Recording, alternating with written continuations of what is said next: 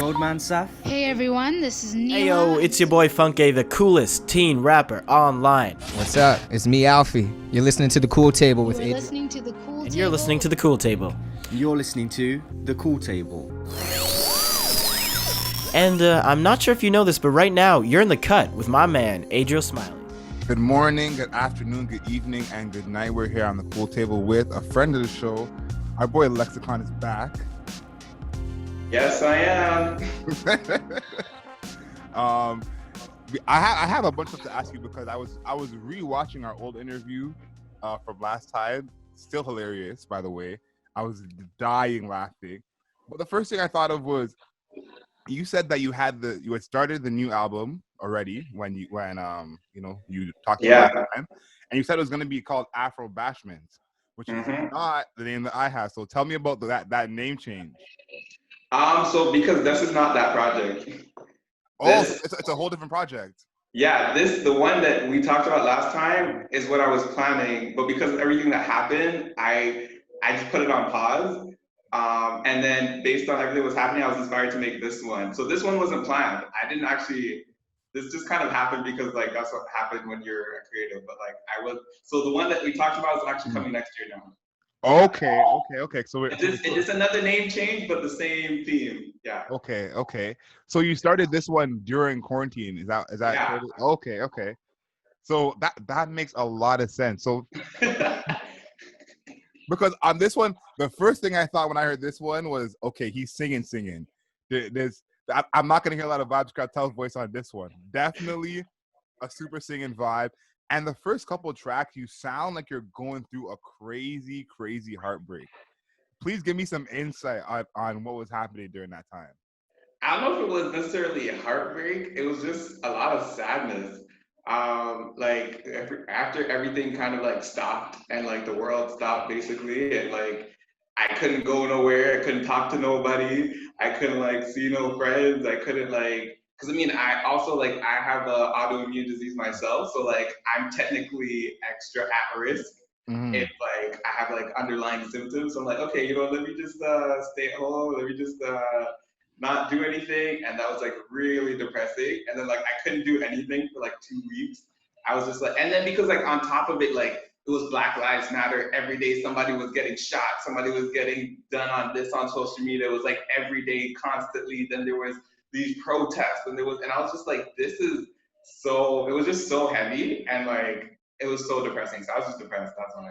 Nah, I feel that it was a different vibe when the quarantine first started. I remember that time, like that first, I don't know, month, 6 weeks. Yeah.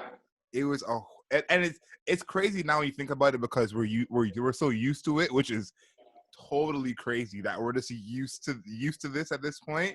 Yeah. But when it first started, I felt that as well, so that totally makes sense. And then the singing on the project as well. I guess the vibe it gave me was I'm in vacation in Miami or vacation in the DR. That was the kind of vibe that the music gave me. And again, you said this last time too, but you probably have the most upbeat, sad music ever known to man. Did you think about the content being, I guess, more of that sad music when you're releasing this, or were you like, it's still gonna be fire? Because releasing sad music in a sad time is, a different type of vibe. It was more like I was just writing how I was feeling at the time. Like it wasn't like I wasn't planning any of this. Like I said, it was like I was talking to this producer and he's like, "Oh, I have a couple whatever." So I was like, "Yeah, listen to it." And I was like, "Oh, I like this." And I was like, "Let me just write whatever." And I was like, "Oh." And then I wrote another one. I was like, "Okay, maybe I'll do a little EP. We'll see what happens."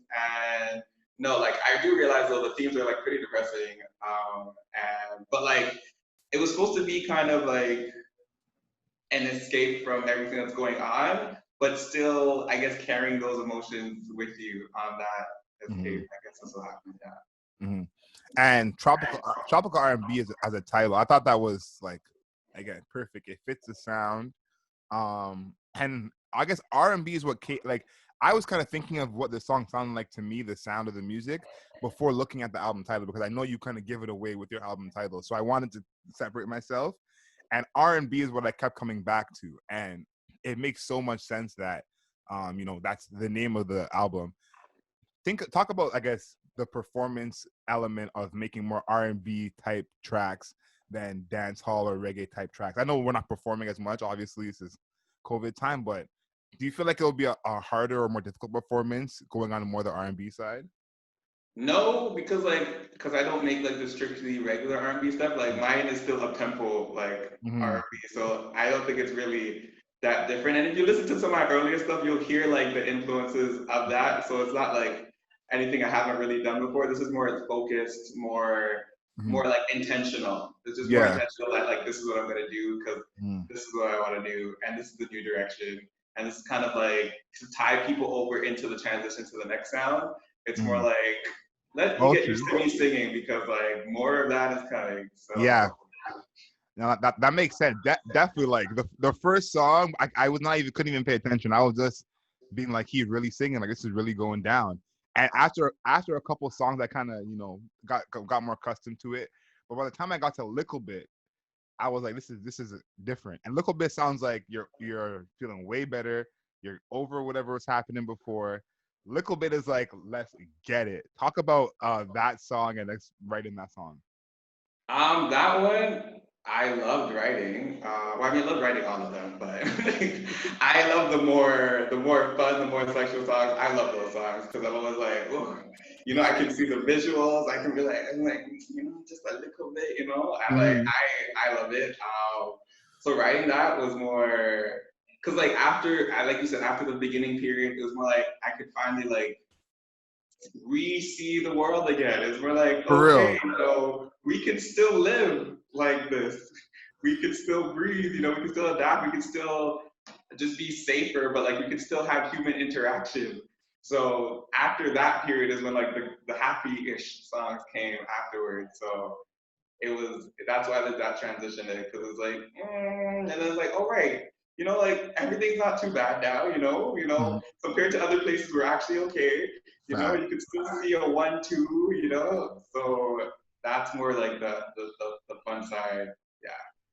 No, I like that song a lot. My favorite song I told you before is Trust. I feel like Trust is probably one of the best songs I've heard you do. Talk about Really? for sure. No, I really like Trust for sure. I really like Trust. Wow.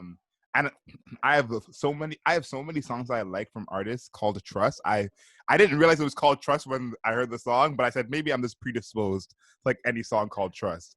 But talk about putting that song together. I thought that song was phenomenal. I mean, again, because like when you see all that was happening, you kind of like saw the people that like were really there for you and the people that necessarily didn't really care and was more out of convenience that they were kind of in your life. Because when all this happened, not only like the people that are actually close to you are really gonna like either reach out or like make sure you're okay or make sure you're all right, even though like you spent all this time working on these relationships, helping them out when they needed you, being there for them, doing all this stuff for them, comforting them, being there when they're bawling, when they're crying, when they're this. But like when all this happens, you can't hear from them, you can't hear nothing, you don't know where they are. So I was just, I guess, cheese for some of the people that just kind of like fell by the wayside. And I was like, oh, okay, I guess we asked for 2020 vision and this is what we're getting. So, it just made it very clear. Everybody want love, everybody want trust, so it is, but they just can't. Yeah, that's where that came from. No, no. They know who they are. They know who they are, and it's especially talking about earlier everything going on with social justice and the Black Lives Matter movement. That was Yeah. that was a time too when I was like, I see how y'all move, and it's funny because now the NBA is coming back. People have kind of not forgot, but it's been less in the spotlight as much as it was before. But during that time when it was fresh, and you're seeing someone basically be assaulted or murdered, it seems like every day, every week. Yeah. You really felt like you can't trust this person, or you couldn't trust this person. And then when you see certain people not saying anything, and I'm like, really? You're not gonna say nothing, eh? I was like, oh, okay. Noted. Yeah. And it's like I was telling my dad, because my dad is not on social media like that. So this was a lot of these videos that came out or were republished after George Floyd died, he hadn't seen before. And I was telling him these videos have been circulating the internet for years, but I'm like, this is how much they don't care about us, that these videos that you're seeing now have all been seen for years and years and years. But the people who were kind of our allies are those people who are allies to everyone, who are allies to the trans community, the gay lesbian community. And I was telling my pops, those people are the ones who are our allies. The overnight activists, those are not our people. Talk about, I guess, the idea of putting out music during this time, and especially using your voice to I guess say something or make a difference, especially with everything's going on. Yeah, I mean, that was like everybody's debate. Like, do I put anything out? Do I not? But I'm like, I'm already black. I've been black every day since I was born, and I'll still be black tomorrow. I'll be black when y'all don't care anymore. I'll still be black then. I'll be black when you care, black when you don't care. So I'm like, why am I gonna stop putting out music when I'm already black? I already know about all this shit. This shit's been happening from time. I'm gonna stop my shit because you didn't see the shit that's been happening. I was like, no, I'm gonna make my music. I'm gonna create. And like people need somewhere, especially for me, I needed time to just kind of. I took like a week of like looking at nothing because I was actually just going crazy because it's just so sad to see like how much they really don't care about us. And I was like, I can't internalize this or like I won't be able to do anything. So I just took a week away from looking at nothing, no news, no social media, no nothing. I was like, I don't want to hear nothing about nothing from nobody. And that really helped me just to take that step back to be able to come back. And I'm like, I was not listening to, certainly like that kind of vibe. Because some people are more the pro black rapping or they do that. Like, that's not what I was listening to when I needed my break. I had to go listen to some other stuff. So I didn't need that for that person that needs to listen to something else. Then that's what I'm gonna do because that's what I do best. So no, and it's crazy you said that because that was me too. Like, that wasn't the time for me to go put on To Pimp a Butterfly. Like, love to Kendrick, but I'm not trying to cry for an hour and a half. That's just not what I need to put on at that time. And I feel like someone like you, I would love to hear that you had no problem putting out music because your music is an expression of blackness. Whether you're talking about those things or not, your music is definitely an expression of that. And that's the kind of music that we need. I want to talk to you about, you got your check recently. On Instagram, so you're a big man now. Tell me, have the DMs been crazier? Do you have any phonies trying to impersonate you? Tell me the life of a man with a check now. I mean, I don't know if it's really that different, other than like, I think it's more how people see you. That's really what the difference is. It's where like they're all like you're kind of legitimized. It's like, oh, okay, maybe you're like a real artist now, and maybe like and like, okay, what did happen is suddenly I got all these requests for features. And I'm like, I've already been doing features with bare people, but like, I'm also working on projects right now, so it's not really what I'm trying to do features right now, but there's all these random people, some that I'm like, I don't even know you, and they want to do features, they're like, oh, or people that I've known, but maybe had like a 1-2 conversation with, suddenly they want to feature now, or suddenly they kind of like see like, oh, they kind of need to jump on the wave or whatever is going on. It's more like other people started acting different. I feel like I'm still the same. And yeah, it's just weird. So no, I could imagine. When I saw that you got your check, I was so happy for you, but I was like, this man been certified. Like, what's really gonna change for Lexxicon? Because I know you're not one of the people who's begging for that check, who needs that confirmation. So I thought it was great that you got it because I feel like something that was well deserved. But I just thought of all those people you named. I'm like, these randoms are coming at the wrong guy. He's not the one to come out with the random. I realized that you had a lot less songs on this project than the last one. And is that just because, it was made so recently and you were in quarantine and you had kind of a less songs to work with? No, I just was like, okay, I'm done now. I was like, I got to the 6th track and I was like, yeah, I think we're done. I was like, yeah, I'm good. Damn. So it's the perfect amount. To me, I was like, yeah, I was done. And the next one's gonna be short too. It's not gonna be this short, but I'm not doing any more long projects. Oh, really? I personally don't listen to them. So I'm like, I can't even make them now. Wow. If it's more than 15 songs or even like 14, like I don't even really want to hear it because I'm like, what are you saying for 14 songs that you really couldn't say in less? Right. Or when people have 20 something, I'm like, why? Why are you torturing me to go through these 20 songs? You could just sift out the better ones and just give us 14 or 12 or 11 or 10 or 9 or 15 max, because I'm like, after that, I don't want to hear your album anymore. Yeah, and That's it's just how I feel. it's especially, you know what's crazy, because your album was short. Like I think it was maybe 16 minutes total listening time, so you know, super quick to listen to. And songs are a lot shorter now. Most songs don't have 3 verses. It's 2 verses, maybe 2 minutes 30 seconds, Yep. 3 minutes. So you would think 3 minutes 15 songs, that's a lot quicker for me to listen to. That somehow makes it harder for me to listen to, because it's by the time I get into one song, it switches, and I can't remember what song I liked when it was song 3. And it's so hard to pay attention. And then the deluxes, my boy, let me tell you about the Oh deluxes. my goodness. Yeah, they're really capitalizing on those now. And I'm like, but like, I don't actually want to hear them. Yeah, if you put out a deluxe, the chance of me listening to it is super, super low, because your album will start with 13 songs. The deluxe will make it 22 songs. That's I'm not just doing not that. gonna work for me. Not gonna work for me. So we've been home for a little while now, watching all types of stuff on the streaming. Thanks to all my good friends out there who give me all the streaming passwords. I got Disney Plus, I got Crave. What else am I on? Amazon Prime, and of course Netflix. I almost got Apple TV on top of all that, which is crazy, and I talked myself out of it. Yeah, I was like, what is Apple TV for me? I was just on a ride. But you are the self-proclaimed Netflix god. What kind of recommendations can you give us, people who are still trying to look for something to watch? Ozark is definitely a big one. So good. Elite, you guys should add that to your playlist. Elite. Let's see what else. There's The Witcher. I really liked that one. Greenleaf. Actually, 13 Reasons Why, the new season. I liked the new season. I like the way they flipped the new season. I had no idea people were still watching that. When that new season came on, I said I thought we were done. Oh no, Like, ain't y'all graduated?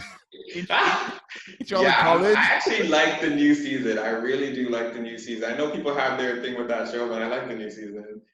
And The Politician is really good. And Blood and Water. Blood and Water, I actually really liked as well. Yeah, I'd say those are some recommendations. I see. Those are not bad. Those are not bad. I want to talk about Greenleaf a little bit, because I'm watching the new season, and I just Greenleaf. I see the new season. I'm not the first. I don't really Okay. anything. But when I first found out about Greenleaf, I hated it. Really, I loved it. I hated it because I was like, it was so over dramatic, and my dad's a pastor as well, so I was just like, y'all bringing down the church. That's Really? Because my dad used to be a pastor too, so like I think that was like makes perfect sense.